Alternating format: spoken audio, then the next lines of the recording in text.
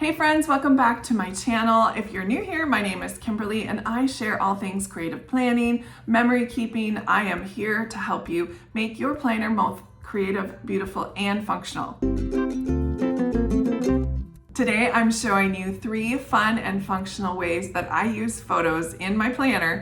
They're not just for memory keeping. Although that's part of it, they help me keep on track, on task. So let's dive in. These photos that you see that are on the spread are not just for decoration. Yep, you heard me right.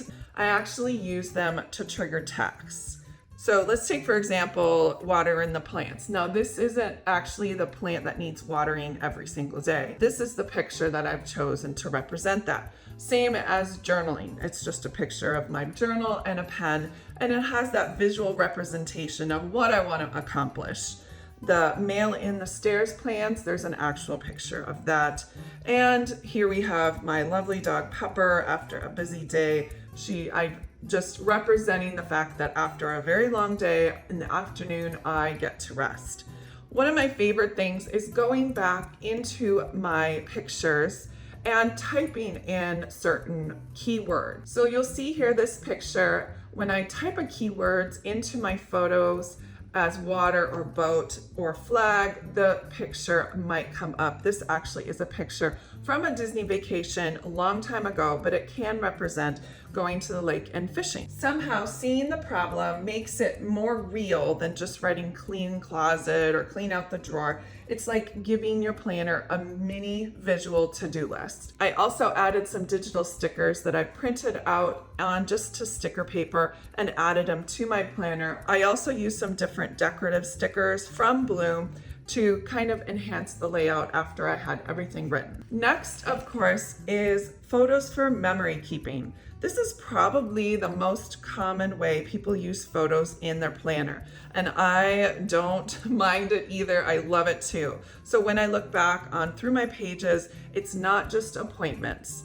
You've got actual memories like a coffee date or a reflection on how I'm feeling at certain times, what I'm doing, a big tennis win or a funny family moment, just keeping all of those memories front and center for me. It all can come in here. So how do I print my pictures? Well, I love using my favorite neighborhood store, Walgreens. I find that it's the most economical way to actually print out all of your photos.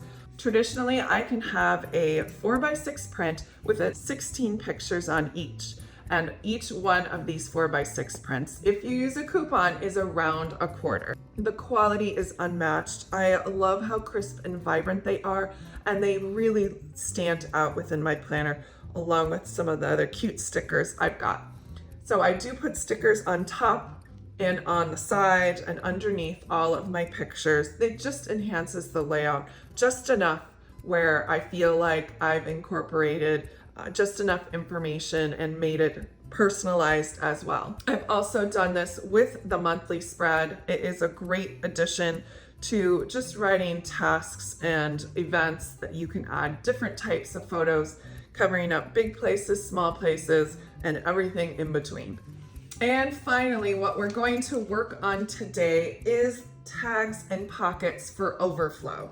As you can see here from my week, it is quite busy. I've got lots of tasks and timed events, and I really don't have a lot of room to add pictures. Right now, I'm gonna show you how I take that crazy life of mine and put it in a pocket. To start off with, we need some sort of pocket material. I've gone on to the Bloom Daily website and printed out. These are actual wallpapers for computers and printed them out. Now you can purchase any of these digital stickers or wallpapers from Bloom on their website, and they also have an Etsy store. I don't know if you know that. I will link all of that information down below.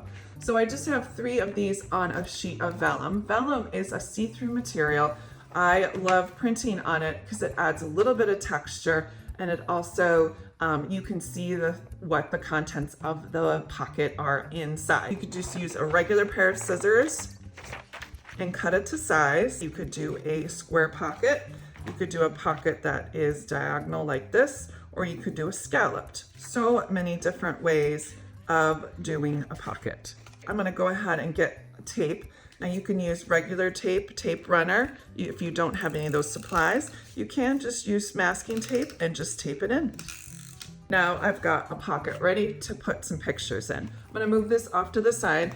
I do have some random tags that I found. If you don't have anything like this, you can obviously use random cardstock bits using some of the digital stickers or the stickers from the store. Obviously, you can print them out in many different sizes. I have sizes that are 4 to a page, 16 to a page, and 8 to a page.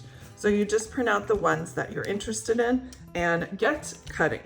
And now that I have my journal cards, my memory keeping, and my pictures all in one fun spot, including a task list, I'm able to keep enjoying my planner just the way it is and have room for all of those fantastic memories along the way.